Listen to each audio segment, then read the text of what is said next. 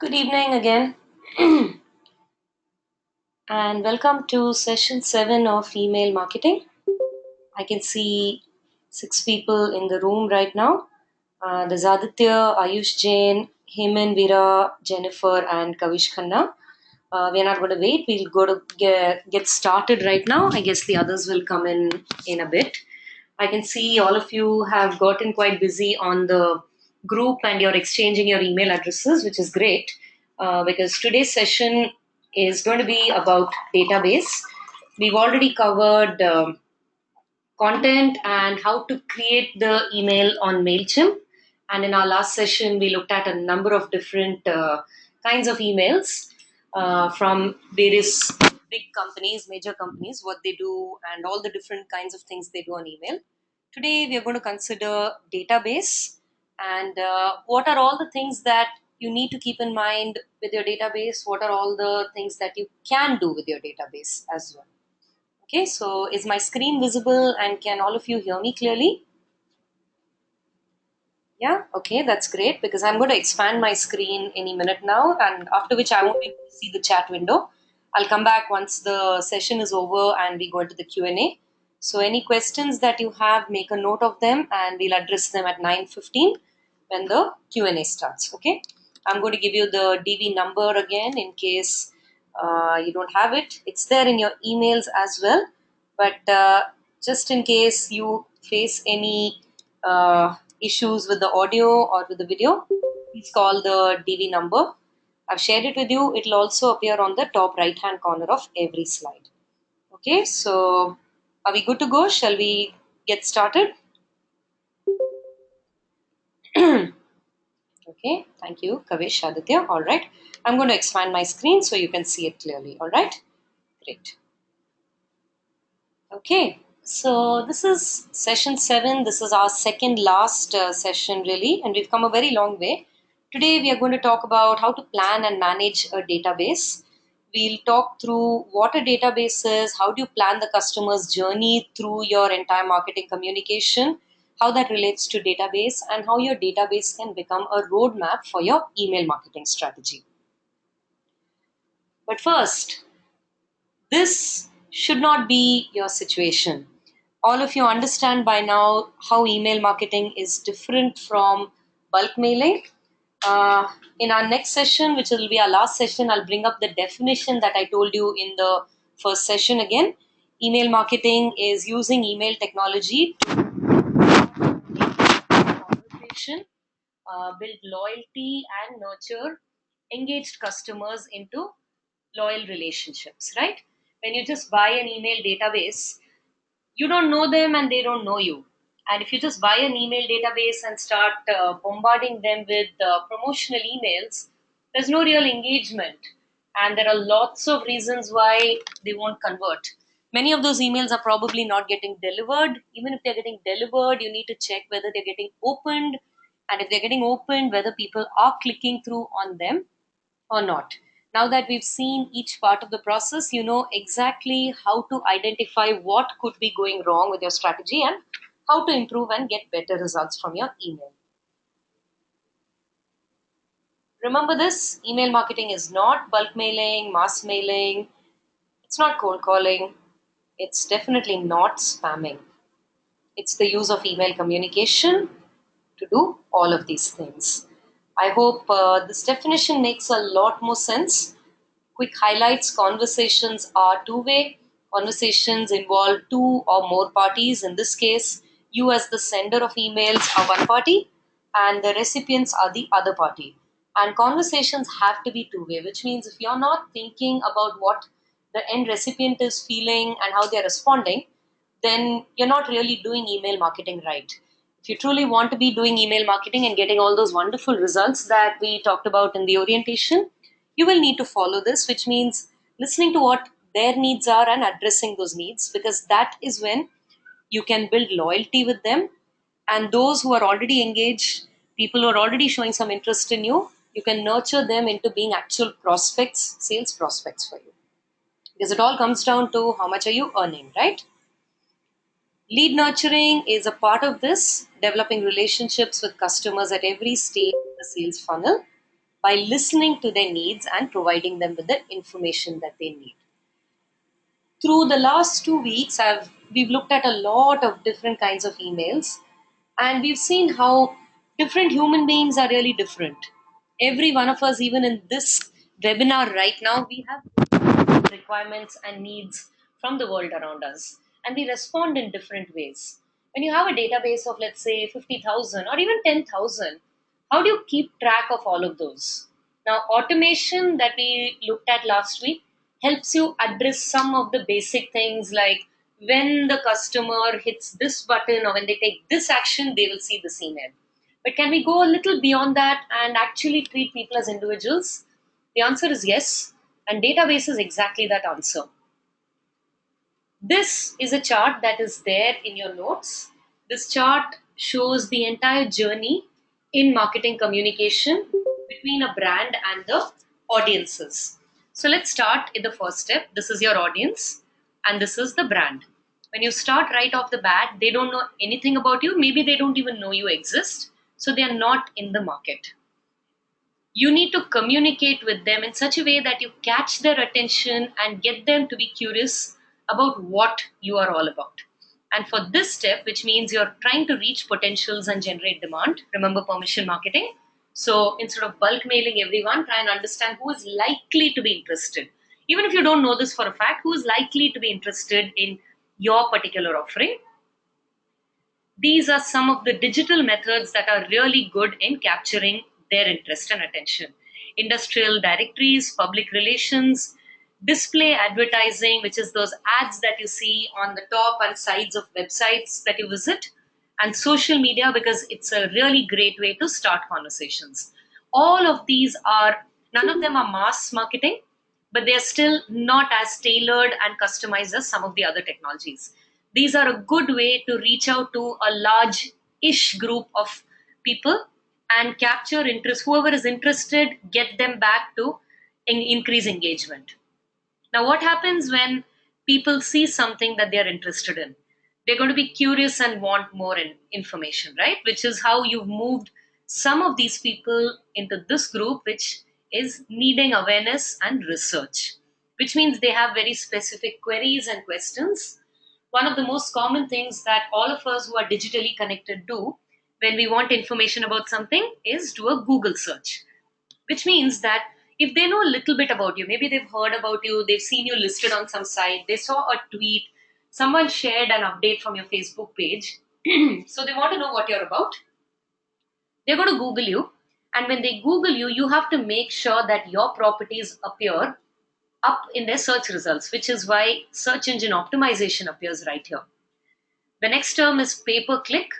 Pay-per-click is actually a part of display advertising, but in this case, these are just the ads that you see flashing on websites. If you actually click on the ad, it's going to take you to some landing page. And when you get to that landing page, the owners of that landing page know that you are interested, and that's why you've clicked and taken it further. Switch that around as the brand. All the people who've clicked and landed on your landing page, they've come from the display ad. You now know that they are a lot more interested than people who just saw and passed. Similarly, advertising, if you find a way to capture, let's say, any kind of ad, if you have a call to action that says, call us here, send us an email here, send us a text here, you're capturing interested audiences. They're not engaged yet, but they're interested. There's social media, anyone who's following you, anyone who's retweeting you, you can then look at them as interested audiences and try and extend your relationship with them. And industrial directories. Now, if you manage to get them interested, can you engage with them and try and get their permission to engage further with them? If you do that right, then that's your lead in into email marketing. At the audience level, what does this mean? They didn't know about you, and then they heard a little bit about you, and they came looking for information and research, and they found all of this additional information for which they also had to share something about themselves. When they walked into your shop, they were asked to fill in a form, or when they signed up for your website, maybe they had to log in using their Facebook account or their Google account, which means you as the brand know a little more about them. You may have even asked them for permission to mail them. So if you've ever downloaded a free ebook, a lot of those sites make you fill in a form, then they send you an email with the link, because this is their way of not only getting your email address but also your permission to mail, for them to mail you.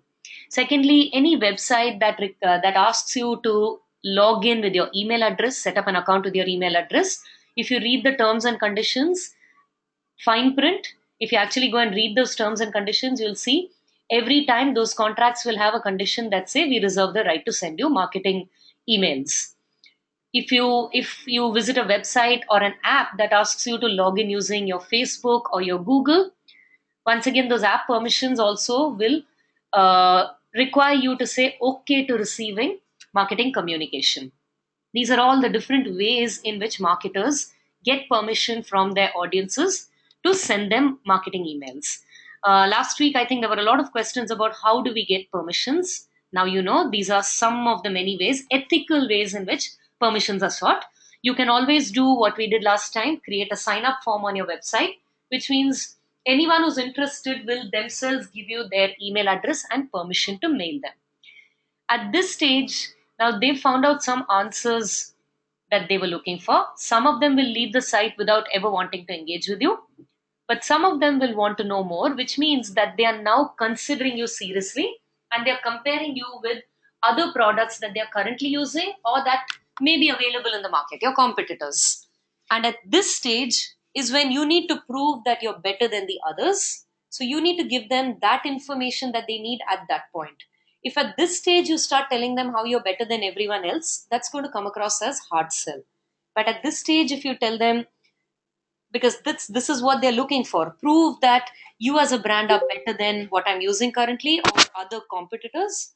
If you give them the 97% of dentists recommend, or these are the testimonials, 20% of your friends are using us, most of our customers have been happy, these are their reviews and testimonials, that's going to help them make that decision.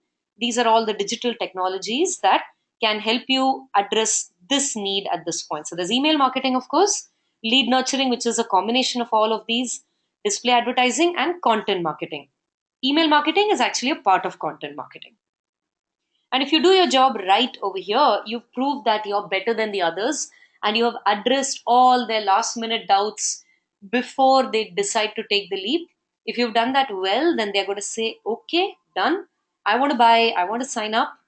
And that's where you continue this. You'll notice also it's following a pattern that we looked at during content: acquisition emails, transaction emails over here.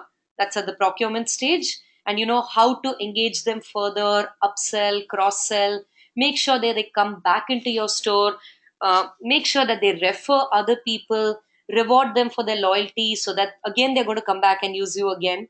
So that's lead nurturing, content marketing, and there's remarketing. Remarketing is a very specific, digital specific terminology. Remarketing means that you use the information that you're capturing about your audiences on one platform in order to market to them better. Some examples of these are, if you've ever visited Amazon, let's say you visit Amazon and you see a really nice pair of shoes and you put it in your wish list, and then you decide to shut Amazon and go back to work. And then a few hours later, you open Facebook, you'll find an ad in the right hand side for Amazon, and it'll contain a picture of the same product that you were just looking at, those boots. You might shut Facebook and go to other websites. Now you'll see display ads for Amazon with that same pair of shoes on those ads. So that ad is chasing you from site to site. And how's that happening? When you when you visit Amazon, you're signing up with your email address. And Amazon is tracking exactly which product pages you are visiting and what you are interested in. So when Amazon advertises on Facebook or on Google Ads or on other websites, they have this information about you. They know that this is you visiting because of your IP address and so on and so forth.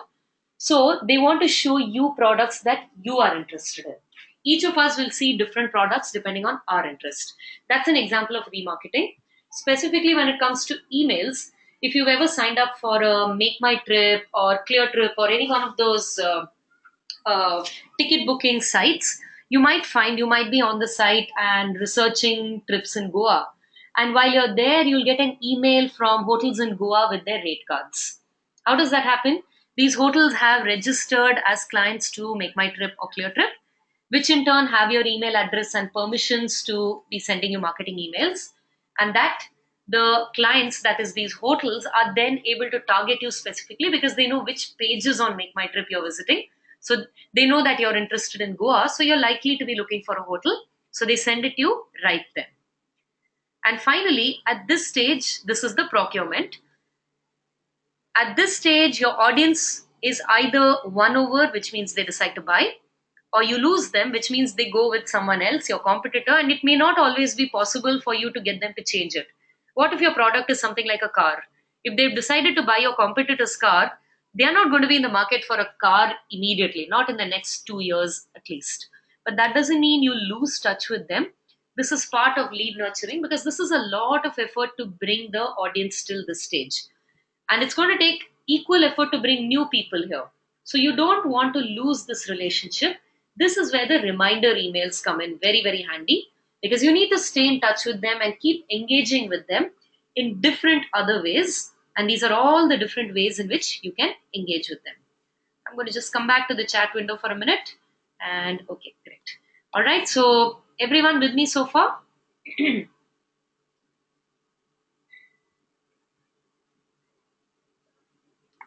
No concerns, right? Now this chart is there in your notes. So do go back to it after the webinar is over because I find this very useful when thinking about marketing strategy. And this encompasses pretty much every industry and every kind of company that could need digital marketing. So keep this in mind. This framework is really, really very useful. And I hope you can see how email marketing is falling in here. When you send out emails to people you have no idea, when you purchase a database and you just bombard them with emails, what you're doing is going to these people with a blast of emails, and you can see email is not listed here because email marketing is a very, very intimate form of communication. It really requires that you know something about your recipient and they know at least a little something about you. They need to at least recognize you because if they don't recognize you, you're going to get marked as spam and your deliverability will crash. So your email marketing campaign is not likely to be very successful. All that effort you take to create the email or even the cost of buying that database is not going to have a very good return on investment, which is really the reason why I've been repeating it again about how email marketing is not bulk mailing. At that stage where you need to reach out to completely brand new people, there are lots of other ways to reach them. Email is not one of them. I hope that's clear by now. Email fulfills very, very specific functions, and it's not that. When you're going out, when you're cold calling, and I'm not going to say cold calling is bad, cold calling is a very, very important aspect of marketing. You need to do that with these other technologies, not with email. Are we completely clear on that and in agreement?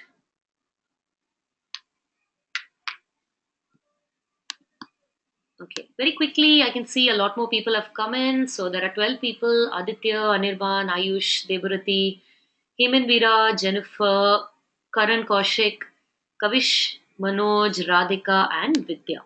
Okay, excellent. I'm going to make the screen full screen again. That works better, right? Because then you can see each of the text bubbles and so on and so forth. At this level, I don't think all of you can see the text very clearly. The only thing is when I go to full screen, I'm not able to see the chat window. So you will need to hold your questions till the Q&A, okay? And the tech support number is in the top right corner. If you have any audio issues or video issues, call the DV number. It's there in your emails as well. Okay, I'm going to go back to full screen.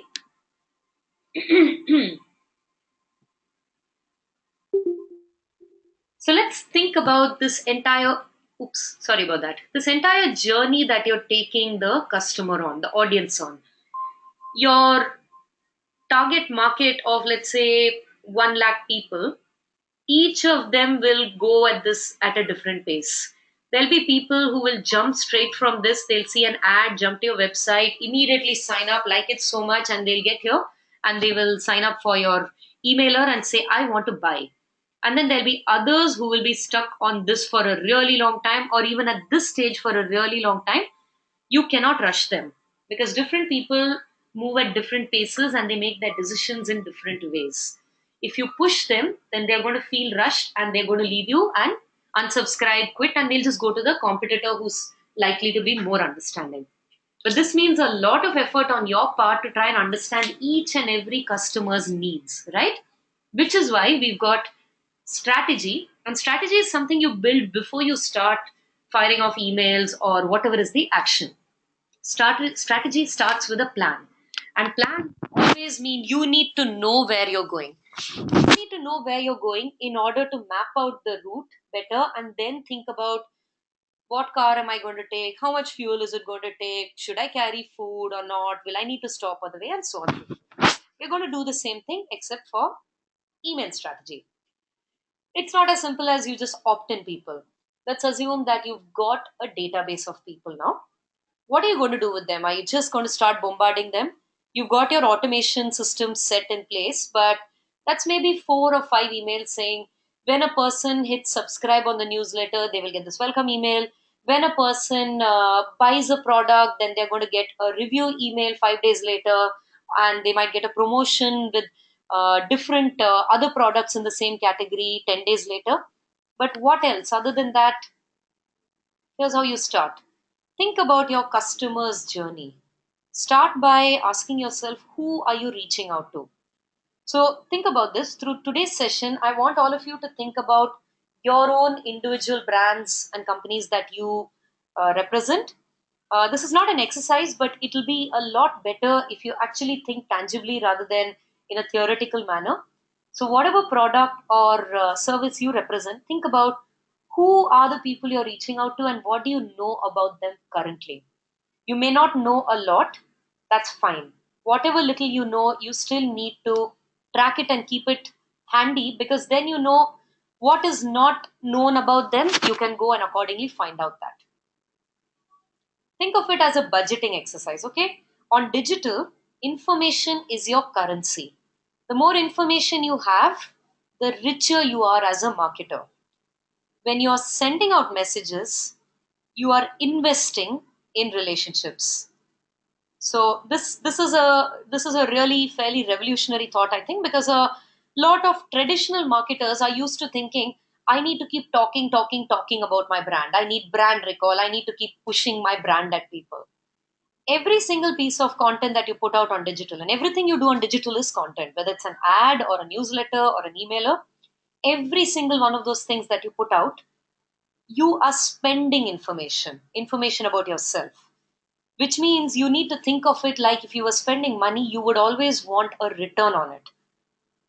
This means that information is the currency. So you need to think about what information you get back. Your currency is not money or transactions. Money and transactions is a very small part of it, which is why return on investment in digital is measured in terms of how much more you can get get to know about people. If you share a little bit about yourself, how much more are you getting in return about them? So think about who you're reaching out to. What do you know about them? Which stage in the cycle are they? Are they completely new to the market that you're in? Are they very, very old customers? Remember last week our example of the Vodafone customer versus the retainer customer? Both very different industries, very different audiences on that. This should tell you how often will you reach out to them.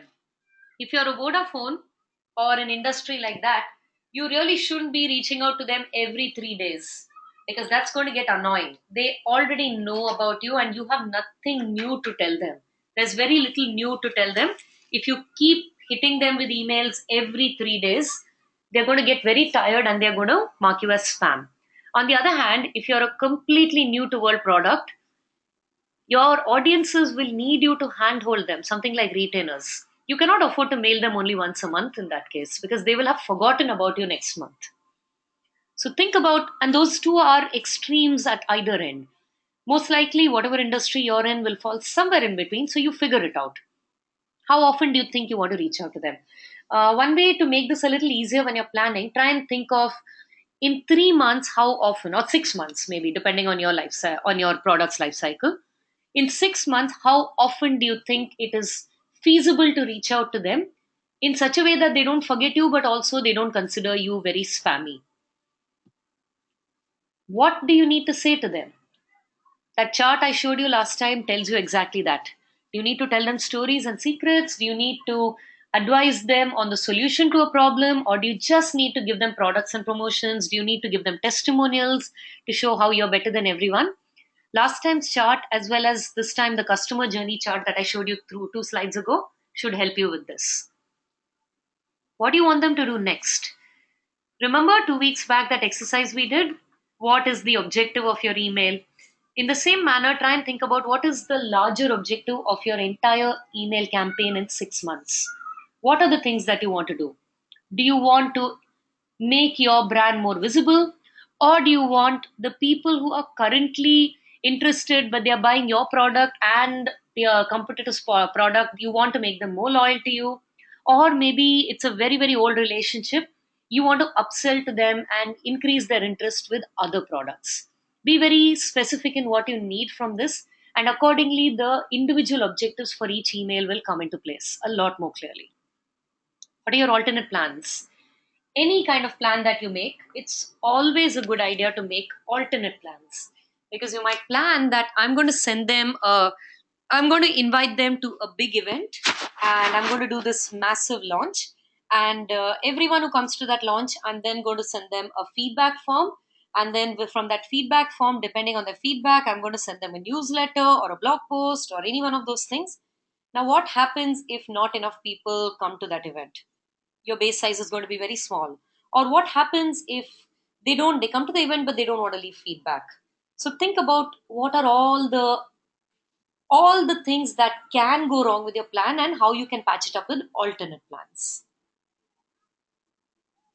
Let's think about your database. Your database is nothing other than a very structured way of maintaining all this information. I'm going to minimize the screen again and open an Excel sheet. A database consists of two major things. Firstly, there are the different kinds of information that you capture, and these are called fields: first name, last name, date of birth. Remember last time, MailChimp, every single question that I asked on the form turned into one field because it is a kind of information. And every person whose details are getting captured turns into a record. So databases are formed of fields and records. You can have tens of thousands of fields and you can similarly have hundreds of thousands of records as well. Databases actually allow you to slice and dice according to just whichever fields you need to look at or which records you need to look at that particular point in time. Remember, I also showed you how to segment your database on MailChimp. Does everyone remember that? Yes, no? So I'm going to put down some fields: first name, last name, date of birth, residential address,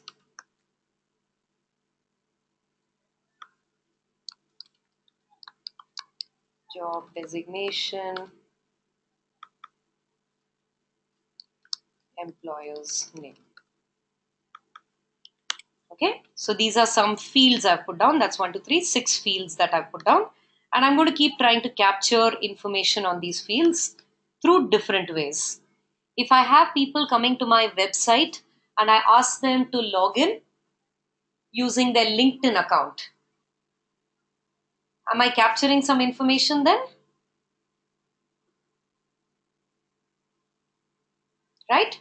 If they log in with their LinkedIn accounts, then I can capture this information about them, right? These two.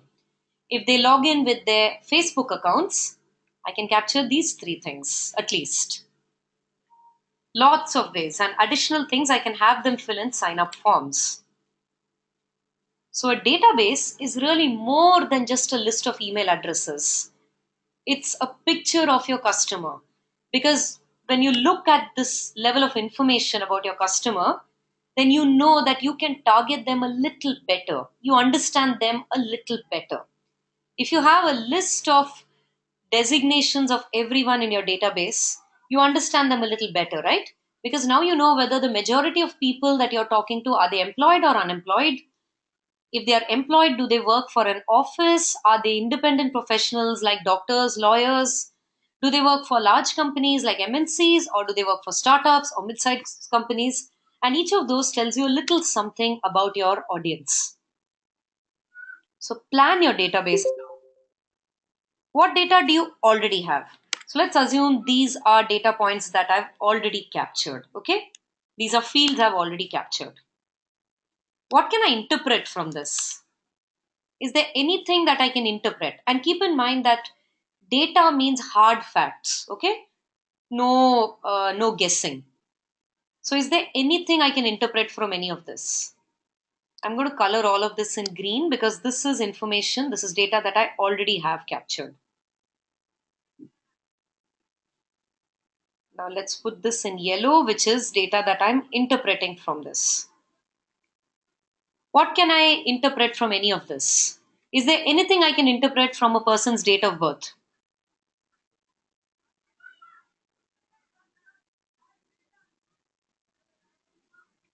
Why age group? I can interpret their actual age, no, Vidya? Isn't age a more tangible piece of information than just age group? Age. What else? Is there anything else I can interpret from any of the green colored fields?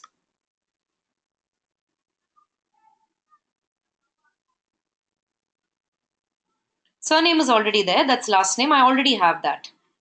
So see what I'm doing? I'm adding more fields based on what I can exactly location or zone based on the residential address. Very good. What does status mean, Karan? Status is not a tangible thing. It's very difficult to define, right? I won't call it data at all. But if you know the person's employer's name, do you know which industry they work in? Exactly. Yeah, like Vidya says. Very good. And this is just three things. So now we have nine pieces of completely accurate information, and only six of them I had to actually ask my recipient. Let's go back. See what I'm doing? If you data and information as currency, then what you're doing is growing what you have. What do you need in order to move on to the next step? So let's go back here. What are some pieces of information that you don't currently have that you need in order to go ahead in your marketing, your entire marketing journey? As the brand, what, give me one other field that you would need, which you know now you want to capture. I'm going to put that in blue.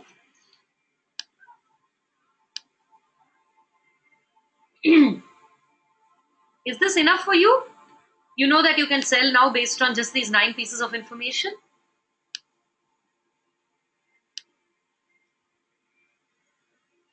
Okay. So can I make that more tangible, Vidya? Maybe call that hobbies. Yes, very important. Email address. And I'm going to say email address with permission. Anything else? Let's have just one more.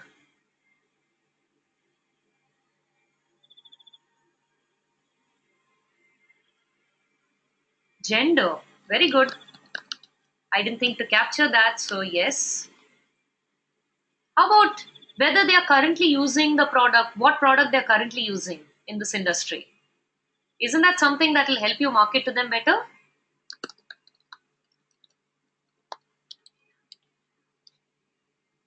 So these are things that I do not know. And now I know that these are things I need to capture. What are some ways in which I can capture these? Can I send them a newsletter and tell them that we have these different themes? Please select which ones you are most interested in. Will that give you some kind of understanding of their hobbies? Yeah?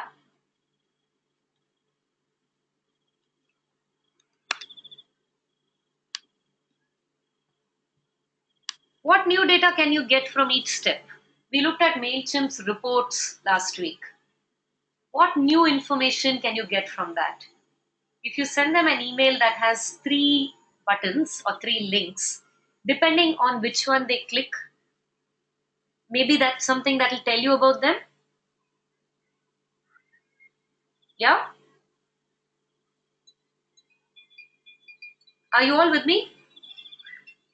Depending on what time of the day they open the email or what day of the week they open the email, again, it tells you something about how active they are and what time they are active in. Each of this is a piece of information and it's all available to you. What are your sources of new data? So let's say they have signed up to receive your newsletter via email. Can you then get them to sign in using Facebook or Google? If you are a regular with phone apps, especially games, you'll notice a lot of them keep prompting you to sign in on Facebook so that you can share your updates. Now, do you understand why they're doing that? Because the minute you sign in with Facebook, you're giving them access to your Facebook information.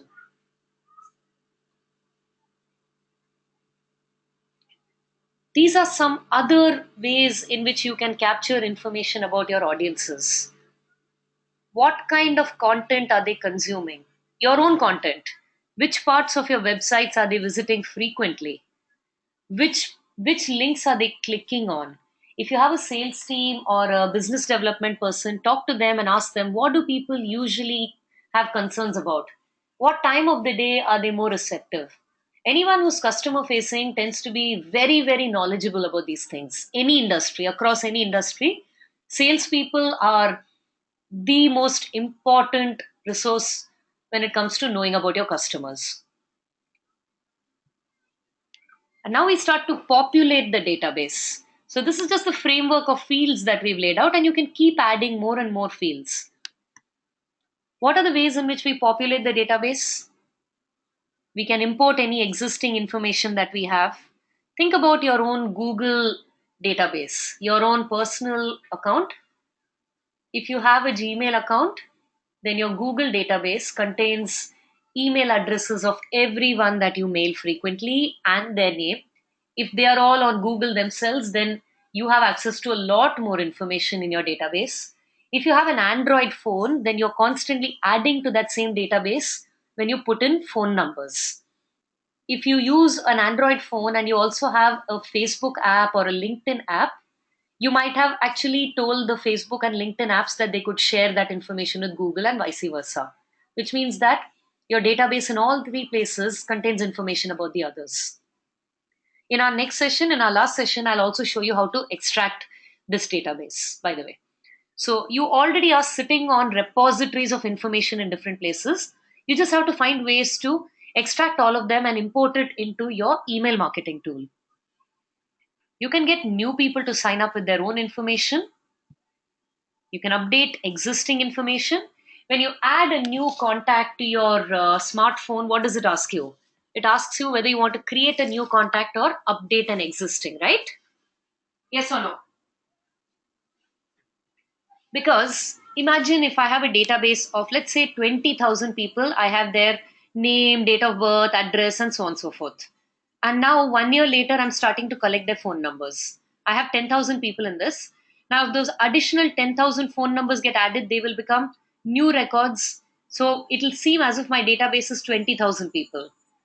Though that's not really true. My database is only 10,000 people. If I send emails to them and they say, no, call me. Now, I don't know who has said call me. Ayush has said, no, I prefer to be reached on the phone in a response on email to me. But I don't have Ayush's number because I don't know which of those 10,000 numbers is Ayush's. Which is why it's super important to make sure that you're updating rather than creating new contact if it's the same record. Other channels of information. Let's say you have a Facebook page or you have an app, any information you're capturing from that, make sure it's feeding back into your database. Either take a manual export and import it in here, or find a technical way to make sure it feeds back into the database. Remember permission marketing? Super important to have people's permissions, right? Now that's just at the start. In addition to permissions, that is having their permission to mail them, you need to make sure that you're staying relevant to them. Like he says, why are we offering people services that they don't want? Losers try to convince people that they're thirsty. Winners sell ice water in the desert. Everyone may be on my database, but of them, maybe only 10,000 of them are in the desert. And the remaining 90,000 are in some very cold place, will it make sense for me to try and sell ice to them? It doesn't, right? I need to go to those 10,000 people. Otherwise, it's a waste of my time to try and reach out to those 90,000 people. Not to mention, they will find it irrelevant, so they may leave my database. So, keeping that in mind, ensure that your database is very clean. What is cleanness of information or cleanness of a database? Keep in mind that information has a life cycle. Information tends to go stale after some time. Of all of this, name is not likely to change. Very few people actually change their name. Date of birth doesn't change. But residential address, is that something that changes for people? It does, right? Job designations change even faster. Can you hear me? Can you hear me? Hello, can you hear me? All right. Okay. Just checking. Job designation changes even faster. Employer's name also might change. So people might get promoted or they may quit and move to a different company. All this will change. And accordingly, these other things will change as well. This means that your information has to be clean. What's going to happen if you email an address that you knew from 10 years ago? If you send an email to an address that you captured 10 years back, it could bounce, right? You don't know. It could bounce if the person is not using that email address anymore. It could be a soft bounce or a hard bounce. If they're not using it anymore, it could soft bounce. If that email address has been deactivated, it could hard bounce. So, lot of reasons why you should treat your email address like it's a plant. Keep watering it, not just email address, your entire database. Nurture it every day, keep making sure that it's kept fresh.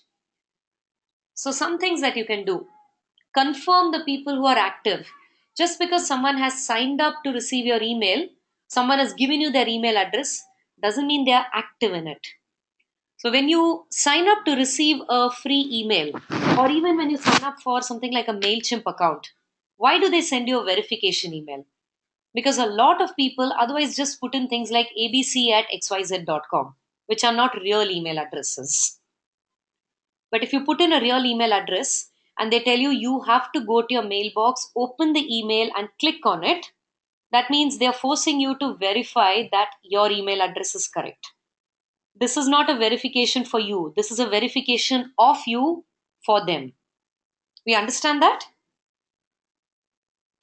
So confirm that they are active. This is also the same reason those free ebooks, they don't let you download it right there and they don't even mail you the ebook. They ask you to click on the link. They send you an email with a link. People who are inactive, you can send them reminder emails. People who've not been opening your emails, it's possible your emails are going into their spam folder. Separate the people who are unresponsive. I'll never tell you delete anyone because this is information. Deleting information, it would be like saying if you have a note that's a little torn, throw it away. That's not what you'll do, right? You'll take it to the bank to try and replace it. Similarly, if someone is unresponsive, what you need to do is try and reach out to them in other ways and try and see whether there is an alternate way to reach them. Correct any errors that happen. You know very well if there is a mistake in the email address, your email will bounce. But how many of you have received emails where your name is spelled wrongly? Has that ever happened to anyone here? What is your impression of the brand that sends you such an email? You don't tend to be as receptive to them, right? Because they can't even get your name right. Why should you listen to them? If you've ever received a call from a call center and they pronounce your name wrongly, right? So, as a marketer, make sure that you've got all of this completely correct. Merge any repetitions, especially if there are repetitions in the record. Something like a sign up form. I don't know if MailChimp does this, but all of you, since you've signed up for the database, if you try and sign up again, I'm not sure whether it will add you again to the database or whether it will tell you that you're already signed in. If it adds you again to the database, that's a problem for you and me. Okay, so MailChimp does that. It gives you a reminder saying you're already signed in. If it did not do that, then there could be an error or someone else might just keep signing you in. And then every time I send out one email, you'll receive five emails. And in my database, I'll think I have five people, but I actually have only one person. So make sure repetitions. Okay, that's great. So MailChimp doesn't allow it. Okay, that's great. So this is how you make sure that your database is kept completely clean. Now, why is it so important to think about your database so strongly? Because your database is actually your roadmap for your entire strategy. You want to know how? It's okay. I'll tell you that right after the jump.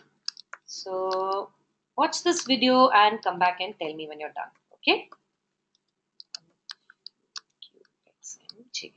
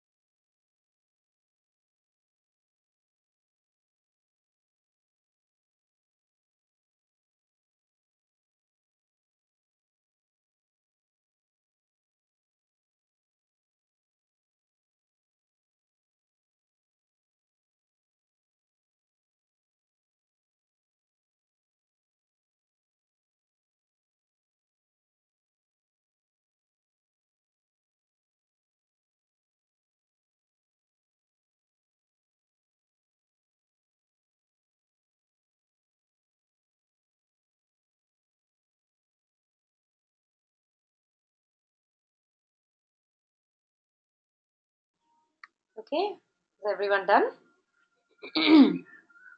Just give it another 30 seconds so everyone finishes.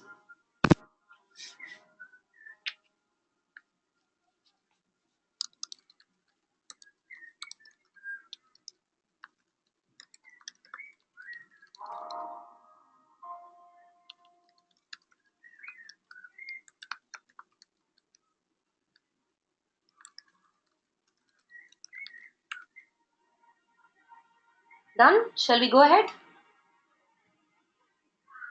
So, this is the level of time and attention you need to spend on every email in your marketing strategy in order to get those kind of results.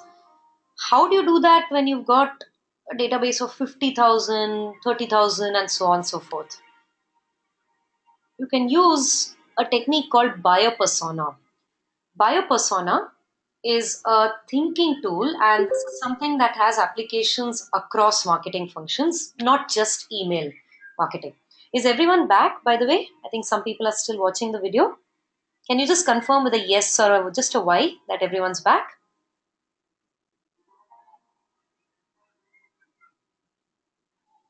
Yeah, okay. So I'll assume that's everything. Super important. Now, what is buyer persona?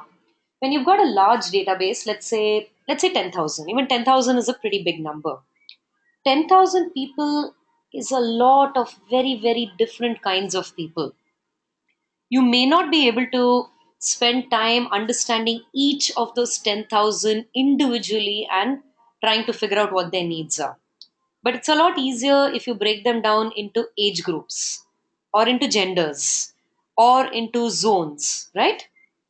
North India, South India, East India, West India, and so on. Why do we do that?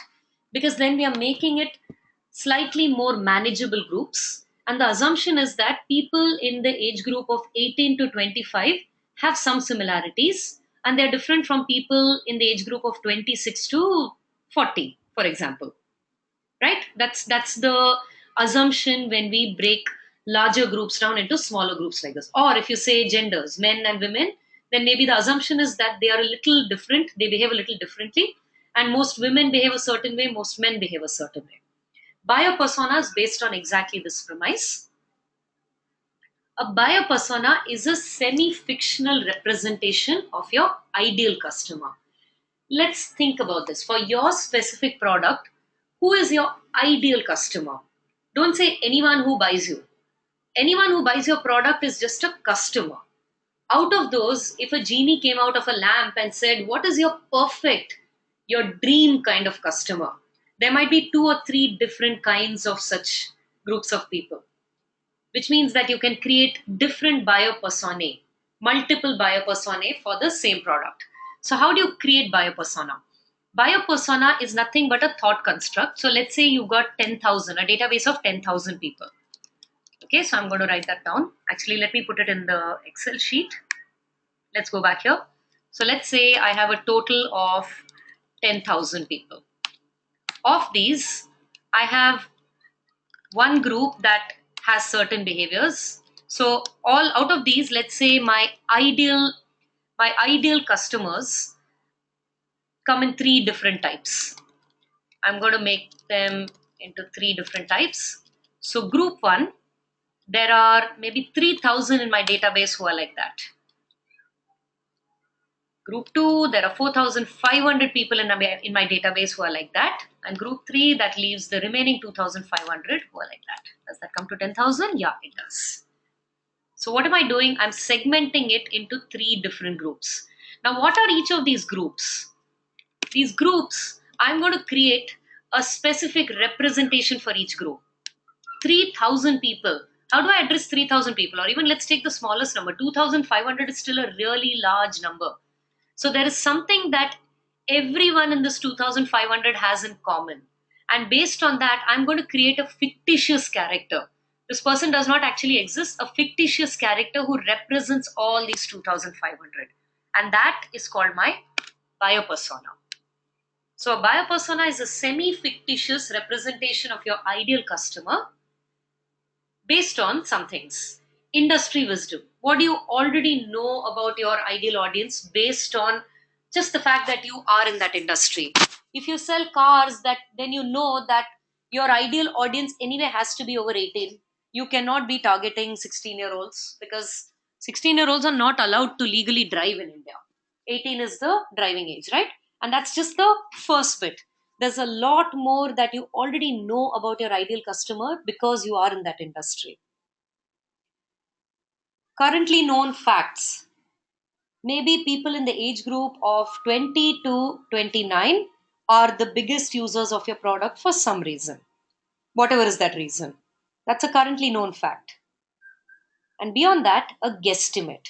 A guesstimate is a guess that you've estimated. So it's not a blind guess, but it's some kind of an estimate.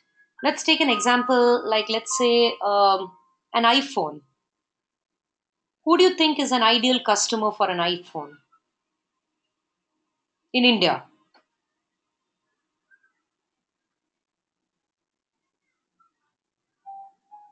Do we know some things about iPhone users? We know that they need to be of a certain economic background because iPhones are very expensive. Yes or no?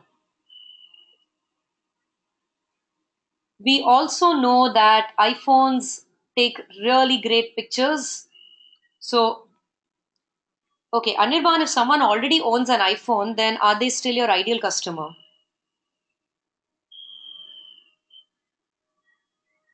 Yeah, exactly, Devrati. We are creating a character based on one group of your ideal customers. Okay, let's try this. These are some things that you're going to put into it. And each of these characters is going to represent a segment of your database.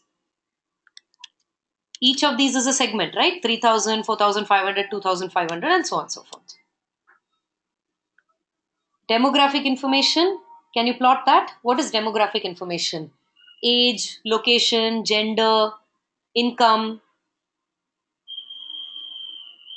Can you put in personality type? You may already know this, or you may have to guess at this. What kind of a person would be very interested in a Goa vacation? Goa vacation on New Year.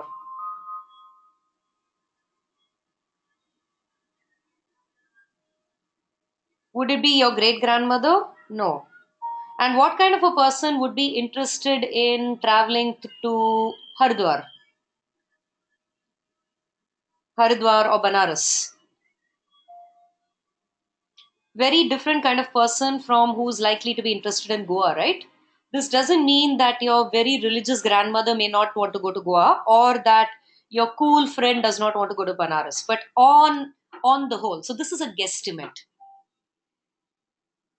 Can you maybe tell something about their personality? I would guess Goa on New Year, it has to be someone who really enjoys partying, beach parties, clubbing, pubbing, drinking.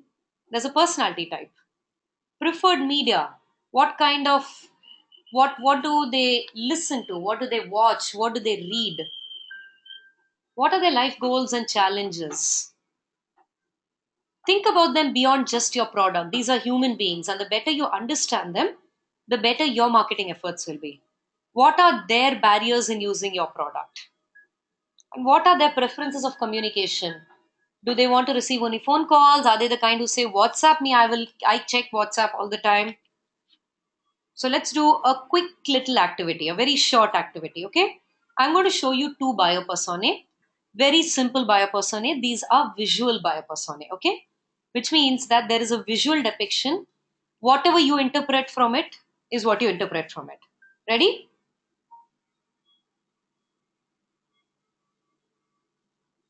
So this is person A, this is biopersona A, and this is biopersona B, okay? Now, based on what you know about these two, there is a brand that you have to market. One premise is so one proposition is product makes you look cool and fun. So that's proposition number one. And proposition number two is product is very efficient and helps you save time. You can only send one proposition to each of these biopersona. You cannot send both of them. So let's look at A first. Which proposition will you send to A and why?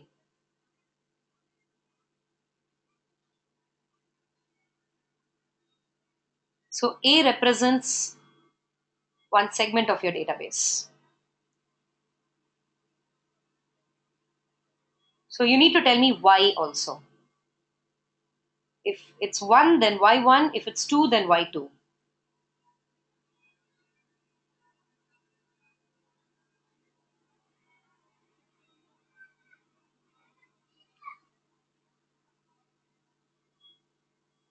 People, is my question making sense? Okay, tell me why also.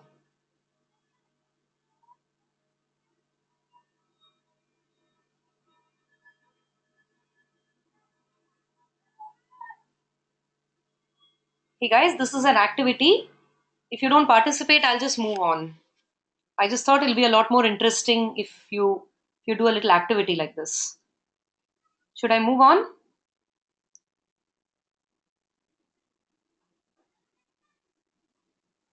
So Devrati says the product is efficient. She will save time from her busy schedule. So which one will you send to her, Devrati? Two, right? Efficient and help you save time. Exactly. Yeah. I've given you two propositions. Which one will you send to A and why? Kavish says because she's working, so she'll save time. So she seems like someone to whom time and efficiency is very important. All right. How about persona number two, B? Persona B, that's this. Which one will you send and why? There's no right or wrong answer in this, by the way. This is strategy. You need to be clear why you're employing the strategy. Tell me why. Don't just say one or two because that doesn't tell me anything.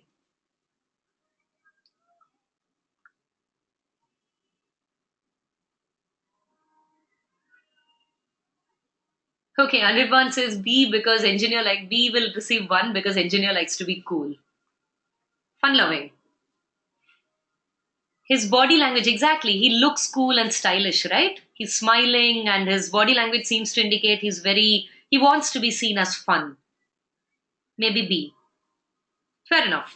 As long as you have a certain thought behind this is not guesswork. This is not a chance pay. ठीक है, I'll send it on a chance, I'll send one or I'll send it on two.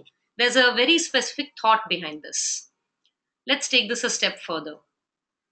This is another set of buyer personae, and this time I'm giving you not just their pictures but also a word cloud around them and their names and designations. Top left is Mario, studio consultant. It says manager, self reliant, savvy, expert, creative, smart, problem solver, marketing, advanced. Okay, I'm going to increase this. Top right is Eliza, who's a PR manager. Advanced, smart, office, inefficient, busy, educated, aspires, social. Bottom right is Andre, the developer. Techie aggregator, savvy, educated, mobile, profiteer, startup, self serving. Bottom left is Ada, the receptionist, stationary, self reliant, diligent, resourceful, self serving, greeting, smart, busy, and front desk. If you were to market a mobile phone to all these people, and your proposition was about how superior in technology it is, the segment represented by Andre would be the only one that would actually respond well to that, right? Because Andre is seems like someone who will be very, very interested in something that's technically advanced. But if your proposition was about how you can take a lot of selfies and post them in any kind of light, then that's something that you might want to send to someone like Eliza and the group that she represents. Keep in mind, these are not real people, these are only representational photographs, but these are buyer personae which represent entire segments of people. Are we completely clear on that?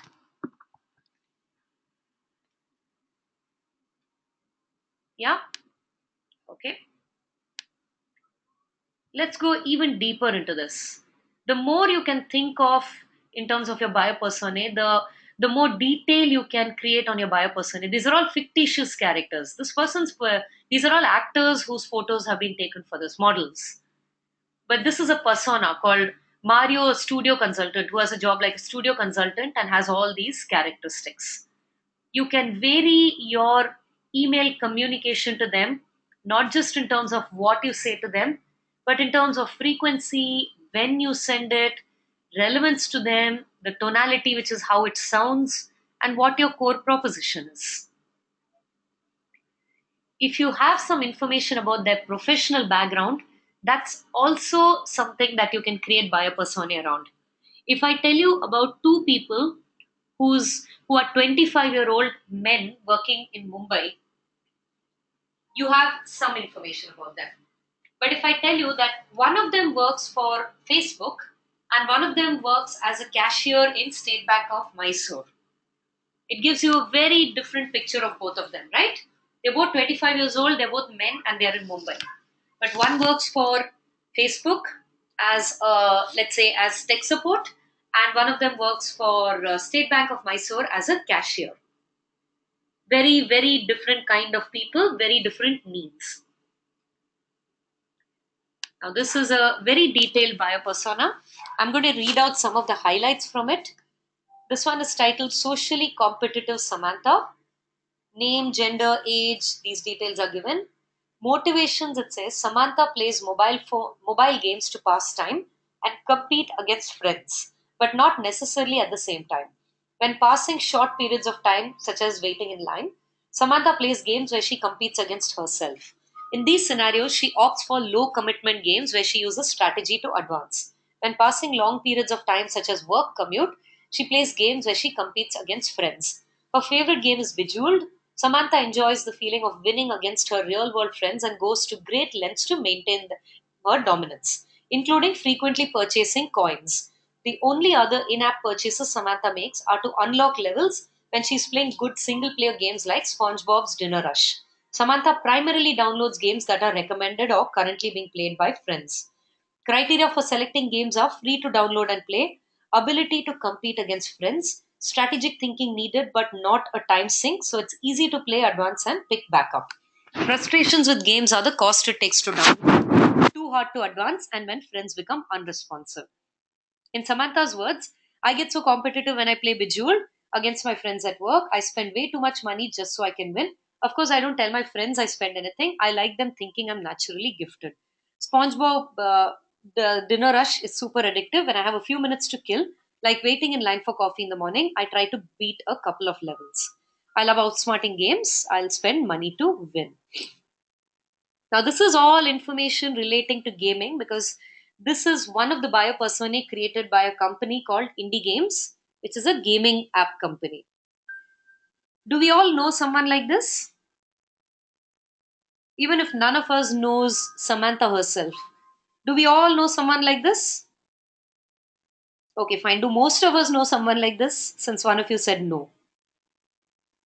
Can you, even if you don't know a person like this, can you picture this person?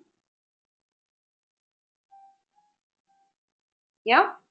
So, isn't it a lot easier to market to this person because you have an image? And you're not just marketing to this one person, you're marketing to a very large group that is a lot like this.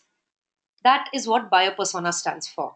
So, keep in mind every single email strategy should have multiple biopersonae because you're going to segment. If you put everyone into the same group, then that's not segmentation. Segmentation means divide into smaller groups, and every group has its own biopersona.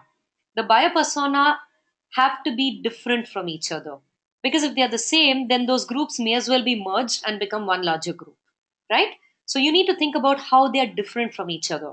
If this is one biopersona, I would think another biopersona for this particular company would be someone who's a hardcore gamer who doesn't believe in casual gaming like Bejeweled and SpongeBob Dinner Rush, but who wants to play console games, who maybe has an Xbox or a PlayStation or a Wii or something like that.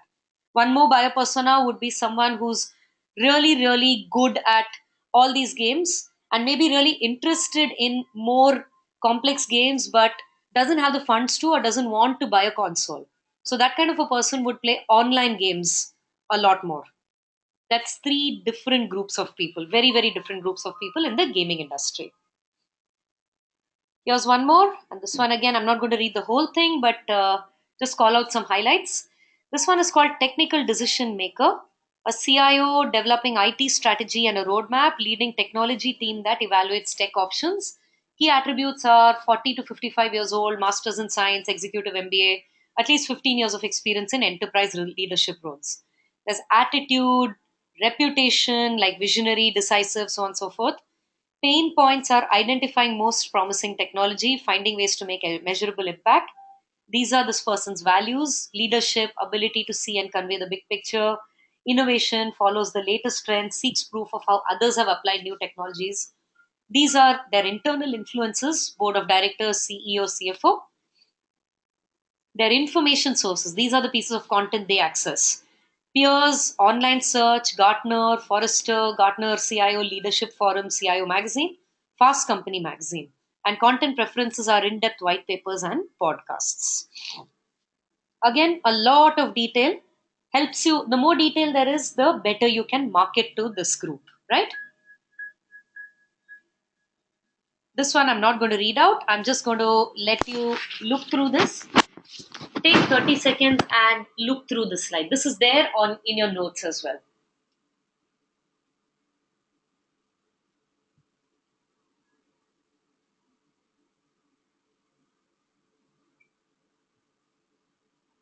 Make sense?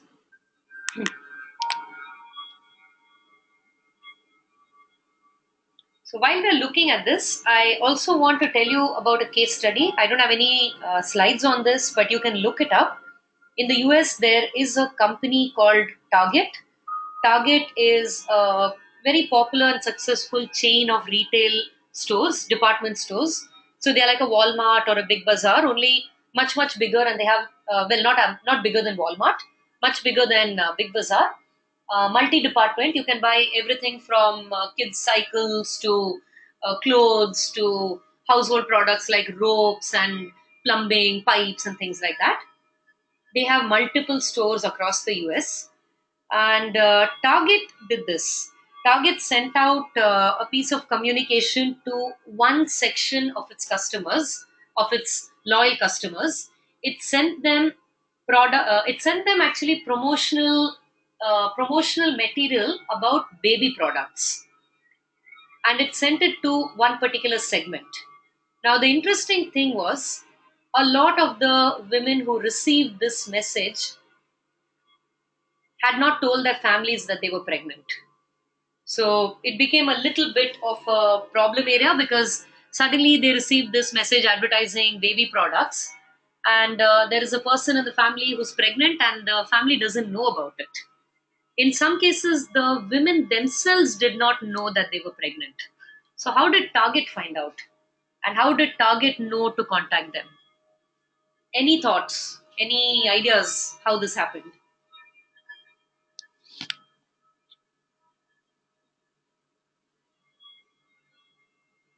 Does anybody want to guess? How will Target get hold of the hospital information? But that's not a very good guess, no, Devrati? Someone might be in their 30s, but they may not even be married, let alone pregnant. And you could risk actually offending people if you send them pregnancy material when they're not even married. That's not what happened. What kind of previous buying habits will tell you that a person is pregnant, Heyman? Like what, Anirban? Like what, Vidya? I've given you very specific details. So specifically, what could they have looked at? If the person doesn't know they're pregnant, they are not going to be buying pictures of babies. Okay, that's a good thought. Except that Target is a department store. You're not going to go to Big Bazaar to buy pictures of babies, right? And they can't keep track of what all you're surfing on the internet. It's a good thought, but think about whether Target would have access to that information. So let me tell you the answer. This was based on patterns, buying patterns of feminine hygiene products. That's menstrual products like tampons and sanitary napkins. There's only one major reason why. So, firstly, women who are buying sanitary products need to buy them every month. So, that's basically women who are menstruating, usually in the age group of anywhere between 13 to around 50. And they buy it every month, and they also, most women tend to stay loyal to their same brands. They don't tend to change brands after a while. And they always buy it from the same chemist or the same retailer. They don't tend to change. So, if your customers have been buying a certain number of tampons or sanitary napkins every month and they don't buy it one month, what are some of the reasons that might have happened?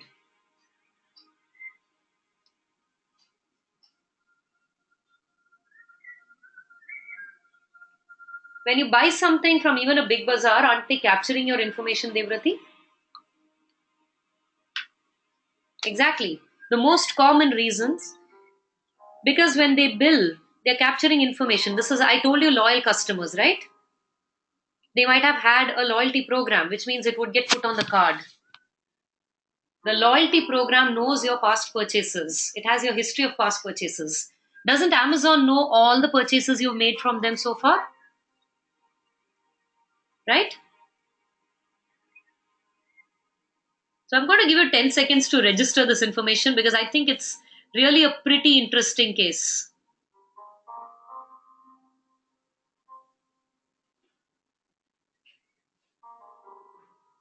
Well, think about it. They've been capturing, not Amazon, Target. They were tracking the purchases of feminine sanitary products, and based on trends there, they targeted certain sections with pregnancy products and baby products. Okay, at this juncture, usually someone in the class says, wow, this is a pretty amazing example of how information is used by marketers. This became a really, really big, almost controversial case study. They didn't get into any trouble, but yes, but imagine how super focused that is. If you are selling pregnancy products, you need to send it to pregnant women and not just any woman who's in that age bracket or anyone who is married, because you could actually risk running into a lot of trouble if you send it to someone who's not pregnant, right?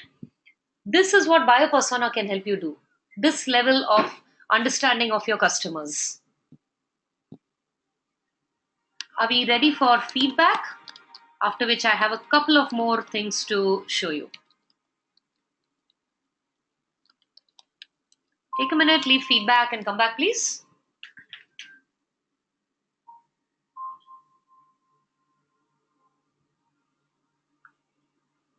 And let me know when you finish.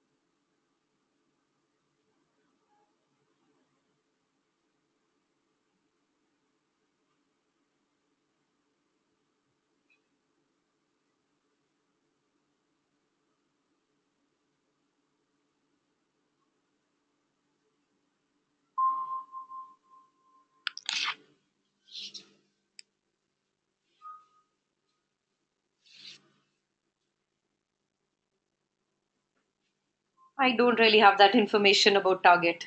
I know about this because this is a case study. You can even look it up.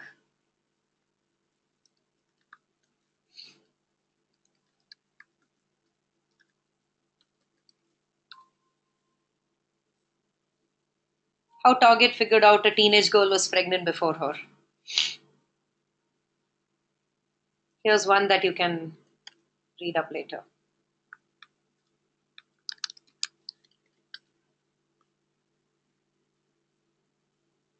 Okay, should I continue? Is that everyone?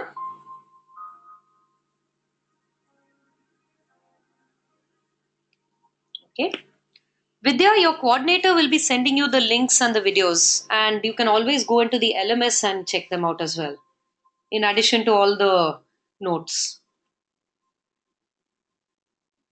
Oh, you mean the video links? No, that's just constantly updated with each one. So that's not going to be there. You just have to be in class for that. That's why I share it in the chat window. You can bookmark it and go back to it later. Okay, so here's one last biopersona. This is Sample Sally, head of human resources, worked at the same company for 10 years, worked her way up from HR associate, married with two children, 10 and 8.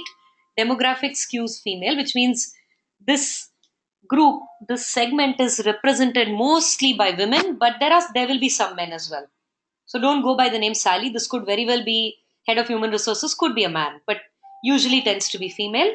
Age 30 to 45, household income, this much, suburban, identifies a calm demeanor, probably has an assistant screening calls, asks to receive collateral mailed or printed. Your bio persona is something that you can keep adding to with every email you send out and getting more information about your audience. But what further can you do? Remember automation? Last week we talked about automation. How can you tie that back with bio persona? Using your bio persona, you can segment your database into different segments. Each segment will have its own bio persona. And now let's take a look at what you're going to do for each bio persona. So this particular persona, you've got sample Sally. Let's say that And this goes into the realm of drip marketing. Drip marketing means that you're dripping pieces of content over time to try and increase engagement from that particular segment.